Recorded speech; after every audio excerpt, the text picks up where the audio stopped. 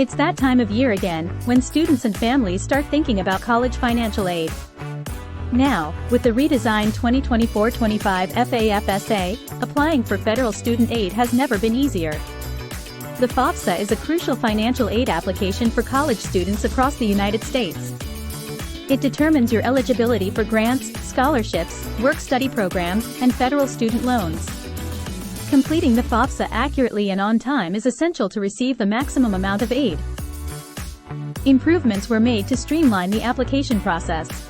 Gone are the days of the long, complicated process. The new FAFSA is simpler and more user-friendly. You'll find step-by-step instructions to guide you through each section of the application. By the end of this walkthrough, you will have a clear understanding of how to complete your FAFSA form. So, sit back, relax, and let's get started on this informative and captivating journey through the 2024-2025 FAFSA's new features and updates showcasing the student section. Everybody, today my colleague Kim Wells and I will be doing a demonstration of the new 24-25 FAFSA online. A couple of things to note. The path that we'll be following today is for a dependent student with married parents who filed a joint tax return with each other. So you will be able to see the experience for the student as well as for a parent contributor. I do want to point out before we get started that this website is still a work in progress. And so the text that you see on each page is still subject to change. But for the most part, what you see here is very much what you will be seeing when we launch the application in December. So let's begin by assuming that I, as the student, Raya Tran, have logged in to the studentaid.gov website, and I have chosen to start a new FAFSA form. So I will be taken to the new FAFSA homepage, which you can see here. And from this page, which includes information about deadlines, as well as a video, some frequently asked questions, and some general FAFSA information, I'm going to select to start a new form. Now, at this point, I need to identify the role that I'll be playing in this FAFSA. Am I starting the FAFSA as a student or as a parent? And as I mentioned, I'm going to be starting the application as the student, so I will select student and then continue. And I'll now be taken through a series of pages that we refer to as onboarding. Basically, we are providing some basic information about what to expect with the FAFSA experience. And on this first screen, we're defining what the FAFSA actually is. On the next screen, we talk about contributors. Contributors are a new term for the 24-25 application cycle. And a contributor can be a parent, parent spouse, student, or a student spouse. So there's information about what a contributor actually is and some information about how to invite a contributor in the event that one is required. We also provide information on this page about documentation that you might need in order to complete the questions on the FAFSA form. Continuing from here takes us to the what to expect page. This gives a general estimate of how long the application process will take. And provides some general information about new requirements, such as the requirement for each contributor to provide consent for their federal tax information to be transferred from the IRS into the FAFSA form. And the last of the onboarding pages provides information about what will happen next. We think it's important to set expectations clearly at the beginning. Unfortunately, too many people submit the FAFSA form and have an unrealistic expectation that the final screen will be an award letter from every school they've selected to send their information to.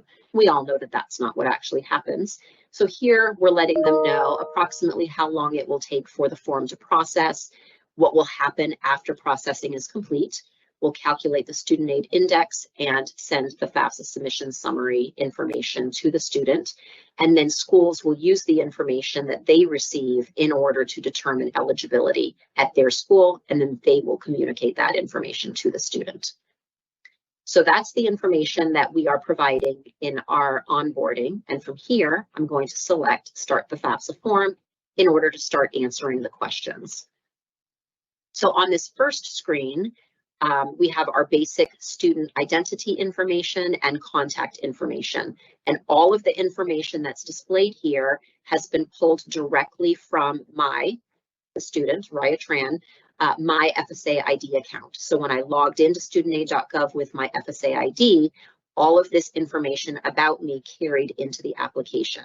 So my identity and my email address and phone number is all displaying, and it's not editable on this page. If any of this information is incorrect or needs to be updated, I can do that by selecting account settings, and that will take me to my account where I can update the information.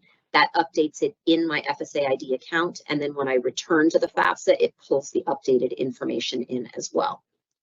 You can see below the line here, we have the address information, and this also pulls from my FSA ID account, but it is editable. So in the event I want to use a different address on the FAFSA than what I have in my FSA ID account, I can do that by making the changes here.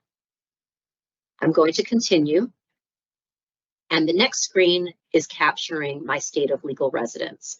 You can see that the state is pre-filled. That is pre-filled with the state that's part of my mailing address, but I can change it. And then we have the state of legal residence date question, and you can see the way that it is phrased. It's including the state of legal residence in the questions so that it's clear what we're actually asking for here. I'm just going to go ahead and select a random date. And then I'm going to continue from here. It is a requirement for every contributor to the FAFSA form to provide their consent in order for us to pull their information directly from the IRS and then disclose it to schools and state grant agencies. So this is where that collection of consent is actually happening for the student. You can see that we have the highlights here in this green box. So basically, we'll be pulling information from the 2022 tax year.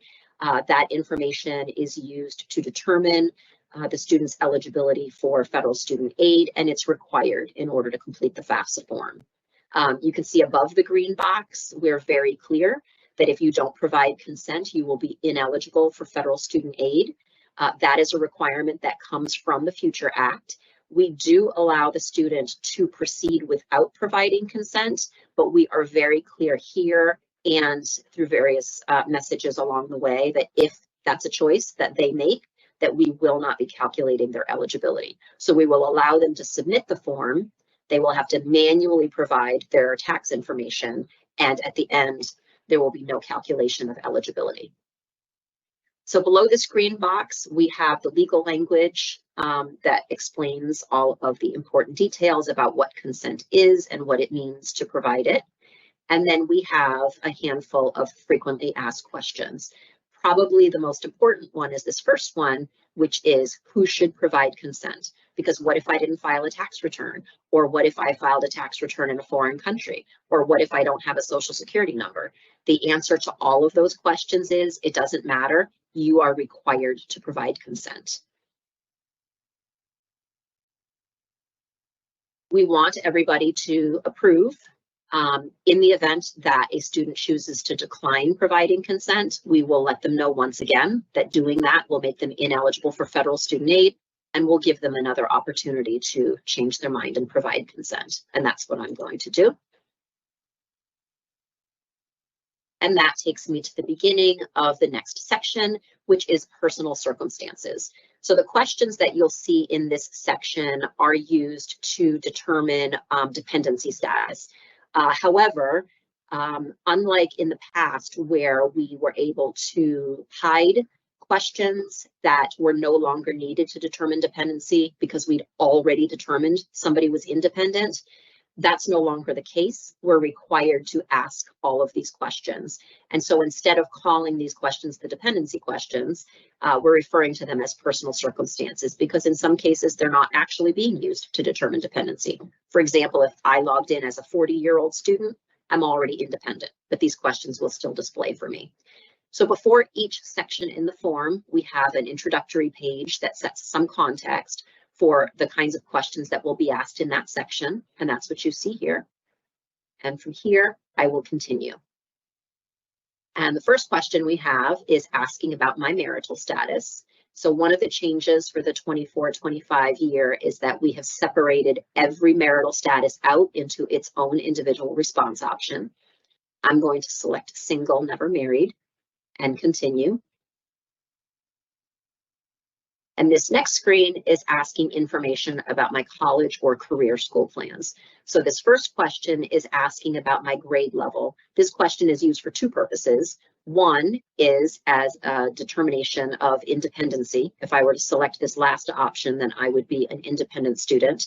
But it's also used to help determine loan limits. And we'll use this information to provide expected loan limits on the output document that we send to the student. I'm going to indicate that I am a first-year freshman. And then the next question is asking if I already have a bachelor's degree, which as a dependent student, I don't. But in the event I were to say yes, an additional question would display asking me if I'm pursuing an initial teaching certification at the elementary or secondary level. The purpose of that question is to allow a school to award Pell in the event that I am otherwise eligible for it, aside from already having a bachelor's degree. But again, I'm a dependent student, first-year freshman, so I'm going to indicate no, I don't have a bachelor's degree, and I'm going to continue. So here we have a collection of questions that are very similar to questions that we have been asking for many years now. Is the student on active duty? Is the student a veteran? Does the student have children or other dependents, etc.? So you can see in some instances we've combined previous questions, and in other instances we have separated out individual criteria from one question into multiple questions. For example, the orphan, ward of the court, and foster care questions. Previously, they were all wrapped up into one question, and now they're three separate response options. So again, I'm a dependent student, so none of these apply. So I will indicate that none of these apply and select continue. This is a new, this is not a new question. This is a question that previously displayed on the online form only and not on the paper form. And it's just generally asking if the student is unaccompanied and either homeless or self-supporting and at risk of being homeless. As a dependent student, I'm going to say no, but I just want to show you what the student would see if the answer is yes. There's a series of checkboxes that allow the student to indicate if they are unaccompanied and homeless or self-supporting and at risk of being homeless. Did any of these entities make that designation? If so, I would just select which applies.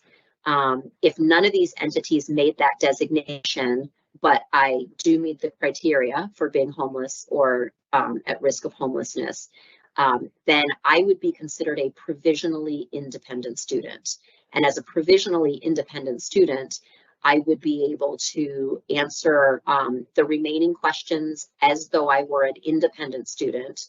All questions about parents would be hidden from me. And upon submitting the application, I would receive a provisional student aid index and information letting me know that I need to see my financial aid administrator in order to have them make a final determination as to whether I should be considered an independent student or not. So that's a new process. Previously, we had a web-only process to identify people who needed to go work with the financial aid administrator for a potential dependency override, but we handled things differently. On the website, we did not ask the independent only questions, and we also did not provide estimated eligibility information. So those are some changes that you'll see for the 24-25 FAFSA form. But as a dependent student, I'm going to say no, and then I'll continue from here. This next question is asking if the student has any unusual circumstances that would likely lead to the financial aid administrator considering whether the student qualifies for a dependency override. Just as I explained on the previous screen, if the student answers yes to this question, they will be considered a provisionally independent student and go through that same process that I just described. But in my case, because I'm dependent, I'm going to say no and continue from here. And so this is the screen that tells me the results of my dependency determination. So the way that I answered the previous questions, I've been determined to be a dependent student, and a dependent student is required to provide parent information. So that's being communicated to me here.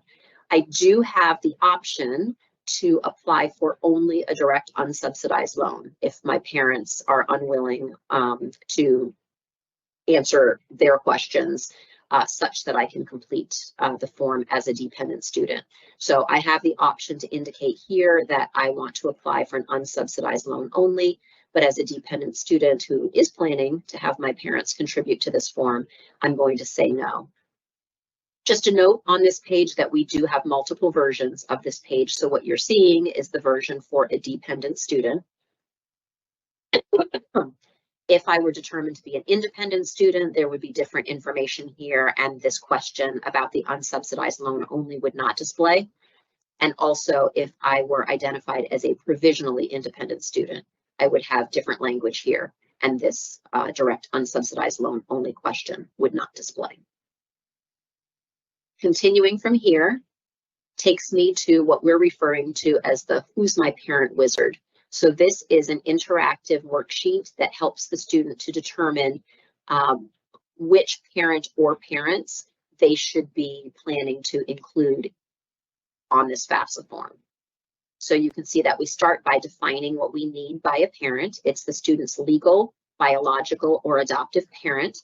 And the first question that's asked is whether the parents are married to each other. If I say yes, they are, then I'll be told that I will need to provide information for both of my parents. If I say no, then the next question is asking me if my parents live together. If I say yes, then I'll be told that I need to provide information for both parents. If I say no, then I'll be asked if one of those parents provided more financial support than the other parent over the past 12 months. And depending on my answer, that will tell me which parent is the parent that's being referred to in the parent section of the form that we will be reviewing shortly. If both parents provided an exact equal amount of financial support, or if neither of them supported the student financially, I'm instructed to answer no. And then when I answer the next question, I'll be referring to the parent with the greater income or assets. If I say yes, then I'll be asked if the parent I identified in the previous question remarried. If I say no, I'll be getting that same question, but I'll have the additional information that's reminding me that I need to be thinking about the parent that had the greater income and assets. So if I say that that parent has remarried, then I'll be told to provide information for the parent and step-parent. And if I say that parent hasn't remarried, I'll be told to provide information just for that parent that I identified. So in this case, I'm going to say yes, and then I will continue. And here is where I will be identifying one or both of those parents to receive an invitation to join my FAFSA form, to come in and complete their portion of the form. So what we're trying to communicate on this page is that we're going to need information about both parents. You need to invite at least one of those parents to come in and log in and do their section of the form. You can identify both because either of those parents can come in and log in and provide their information. And depending on how that parent answers questions, they may end up identifying the need for that second parent to come in as a contributor. But that's something we won't know until one of the parents comes in and logs in and starts answering the questions. I need to identify my parent or parents with their legal information, so whatever's on file at the Social Security Administration, if they have a Social Security number. But the email address that I'll be providing is one where I know that they will receive email, because they'll actually get an email invitation inviting them to come in and join my form. So I'm just going to enter some random information.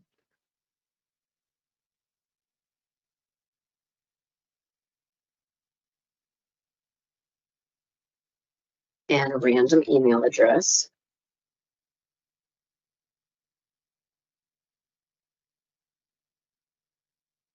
And send an invite.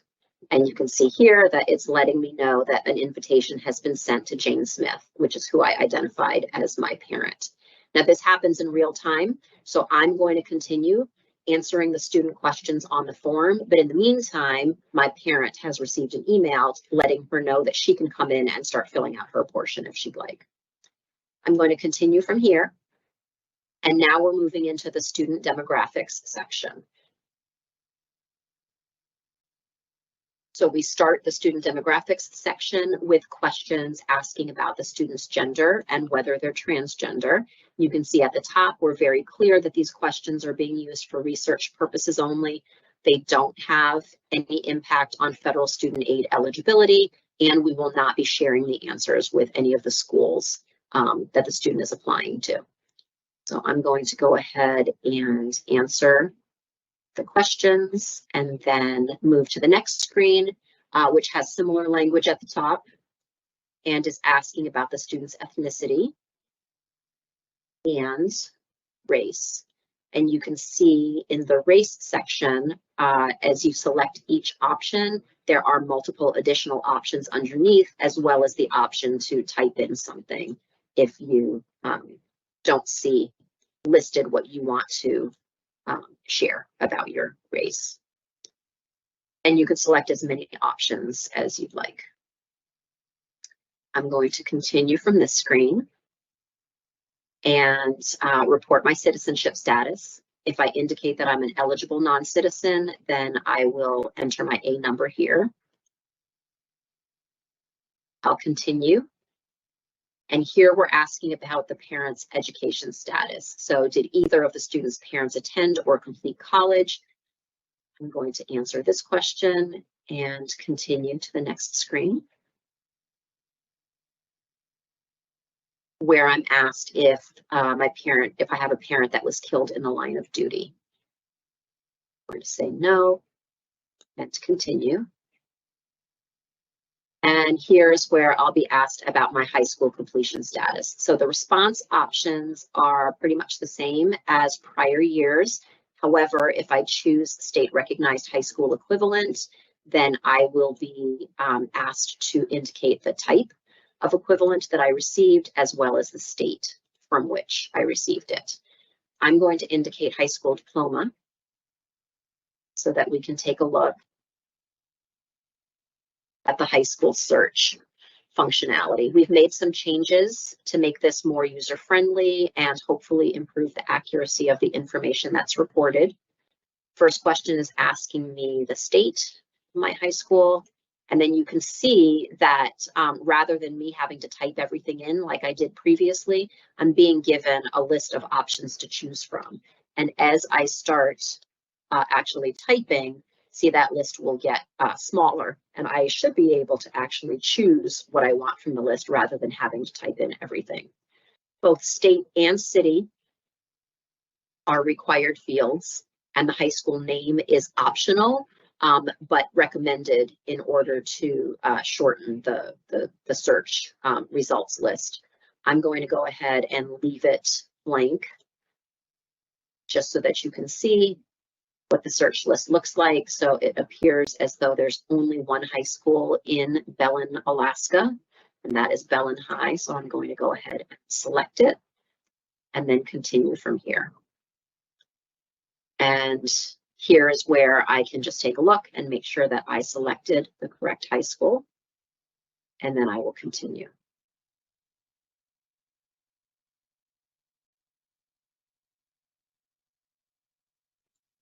So now we're moving into the finances section.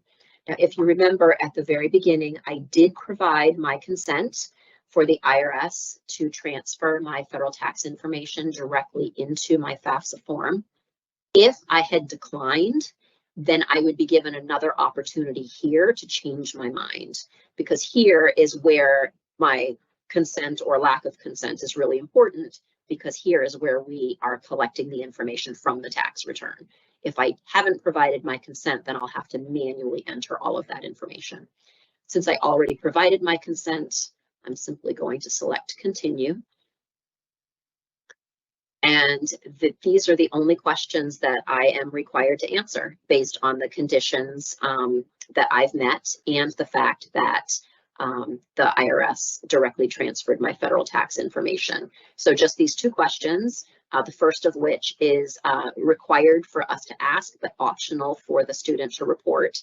And then the last question, which is the foreign earned income exclusion. So I'm just going to go ahead and enter a 0 for that. And then I will continue from here. Now, if I hadn't provided consent, or if I provided consent, but the IRS was not able to provide my tax information, then I would have some additional questions that I would be asked on a different screen to determine if I was a tax filer or not. And then this screen, if I was a tax filer, would have many, many, many more questions on it. But anything that we receive directly from the IRS as federal tax information, not only do we hide the answer to the question, but we hide the question itself. So you can see it's a much shorter screen than what people saw previously when they used the IRS data retrieval tool. I'll continue from here. And the next screen is collecting student asset information. So we do have the same 3 asset questions that we've had for the past many years. There have been some changes to the definitions, but the questions themselves are pretty much the same. I'm going to go ahead and just enter all zeros here and then continue. And I am now done with the financial section. So now I'm going to move into the section where I'll identify the colleges that I want my FAFSA information to be sent to. So I'll continue from here. And we've increased the number of schools that a student can list on their FAFSA form from 10 to 20. I'm not going to select all 20 colleges, but I can if I want to. I'm going to go ahead and search by school name. So similar to the high school search, I'll get my state list to select from, and then if I want to choose a city, I can do that. If I want to enter a school name, I can do that, but I'm going to go ahead and select search, and you can see the list of colleges that are in Arlington, Alaska, and I'm just going to select a few of them. You can see down at the bottom, it's letting me know how many schools I've selected so far. And then when I'm done, I can either do another search and select some more colleges, or I can continue, and I'm going to go ahead and continue. So this is the page that displays after I've made my college selections, and it's basically just summarizing the list of colleges that I selected. Obviously, these aren't the same colleges that I selected, but that's because this is a prototype and it's smart, but not quite that smart yet. What I do want to point out is the text in this green box, and this will vary depending on the state of legal residence that the student selected. For some states, the order in which the colleges are listed does matter. For some states, you need to have like a state institution in the first, 3 positions or something like that. For most states, the order doesn't matter. But previously, we required you to actively look at the rules for the different states to determine if order mattered for you. Now, what we'll be doing is providing those instructions directly on this page, depending on the state of legal residence that you chose. So if you chose a state where the order does matter, then you'll have the up-down arrows and you'll be able to change the order here. And if you chose a state where the order doesn't matter, you won't get these up-down arrows because the order doesn't matter. And so basically you'll just submit in the same order in which you selected the schools. I'm going to continue from this screen. And now we have an opportunity to review the information that was provided throughout the form. So you can see that for each section, we have the opportunity to expand it and see the questions that displayed as well as the answers that were provided. With the exception of the financial section, which will not show the federal tax information. And then down here at the bottom, we have information about contributors. So again, this is a prototype, so it's not reflecting exactly what I entered.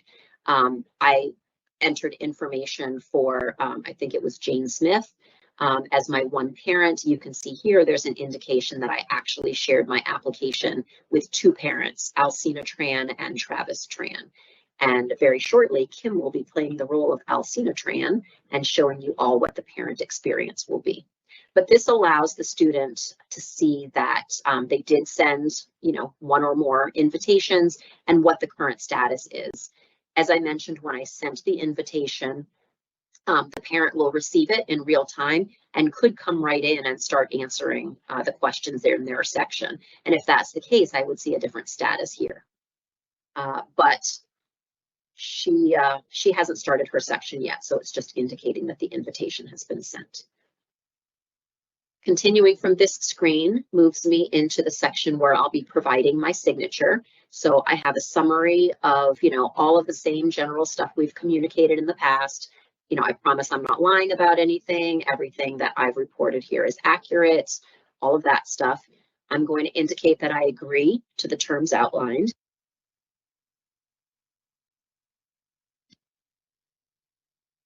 And then I'm going to sign.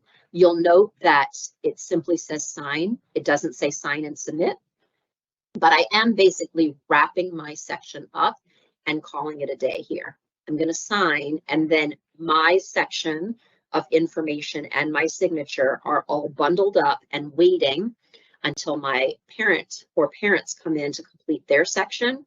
And once the entire application is complete, that's when submission will be allowed. So this is letting me know that my section is complete.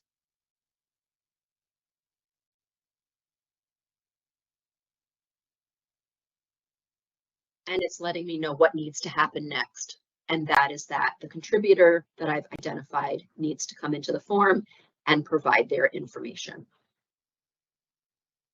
And it lets me know next steps and things that I should be aware of. One other thing that I want to point out is that, as I mentioned previously several times, every contributor is required to provide consent. In the event that I, as a student who have completed my own section, wants to manually enter my parents' information, I can do that. It's not recommended because my eligibility will not be calculated because my parents' consent and signature will be missing. But if my parent is unable to come in and provide their information, then I can select this link and manually enter my parents' information and then submit the form. And it will process, but it will process as a rejected transaction. In this case, though, I have a very cooperative parent, and that's Alcina. And so at this point, I'm going to turn things over to Kim Wells, who's going to walk us through the process of completing the parent section. Check out the 2024-2025 FAFSA walkthrough, parent section. Don't miss out on other informative videos. Subscribe to the channel.